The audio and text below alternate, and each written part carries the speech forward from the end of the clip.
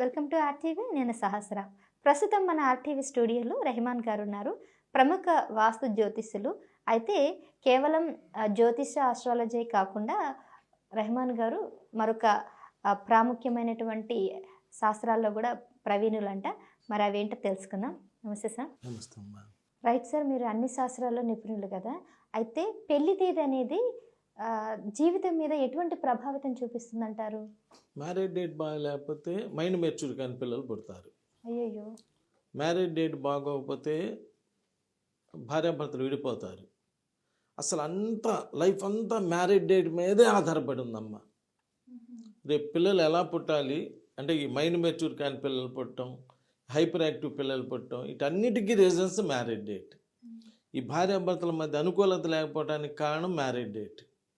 అసలు నీకు తెలియని ఒక విషయం ఏంటంటే బయట ప్రపంచానికి ఒక అద్భుతమైన జంట, ఆదర్శ జంట, ఆది దంపతులు, ఇంతకన్నా మంచి ఫ్యామిలీ అసలు ఎక్కడా దొరకదు అనేటువంటి జంట మ్యారేజ్ డేట్ బాగాలేని వాళ్ళు అలా కనిపిస్తూ బయటికి ఇంట్లో అన్నా చెల్లెల రిలేషన్షిప్ కంటిన్యూ అవుతూ ఉంటుంది.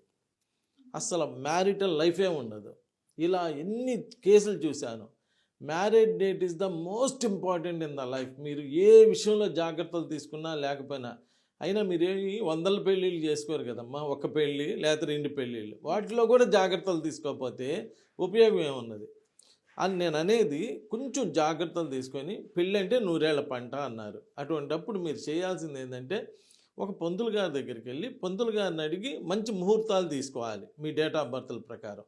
తర్వాత న్యూమరాలజిస్ట్ దగ్గరికి వచ్చి ఏమండి పంతులు గారు ఈ ముహూర్తాలు ఇచ్చారు, 4-5 ముహూర్తాలు ఇచ్చారు, వీటిలో ఏది బెస్ట్ అని చెప్పి అడిగితే న్యూమరాలజిస్ట్ మీ డేట్ ఆఫ్ బర్త్లను బట్టి మంచి ముహూర్తం ఇవ్వటం జరుగుతుంది.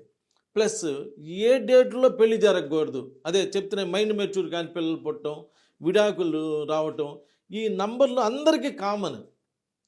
ఈ 5వ తారీఖు పెళ్ళిళ్ళు అయితే ఇలా మైండ్ మెచ్యూర్ కానీ పిల్లలు పుట్టడం ఇలాంటివన్నీ జరుగుతూ ఉంటాయి.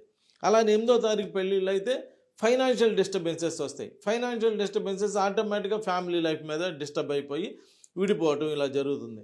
కాబట్టి మ్యారేజ్ డేట్ విషయంలో జాగ్రత్తలు తీసుకోకుండా అబ్బా ఏదోలే మాకు తెలిసిన పంతులు గారు చెప్పేసారి అని కనుక చేసుకుంటే మ్యారేజెస్ చాలా ఇబ్బందులు పడుతున్నారు.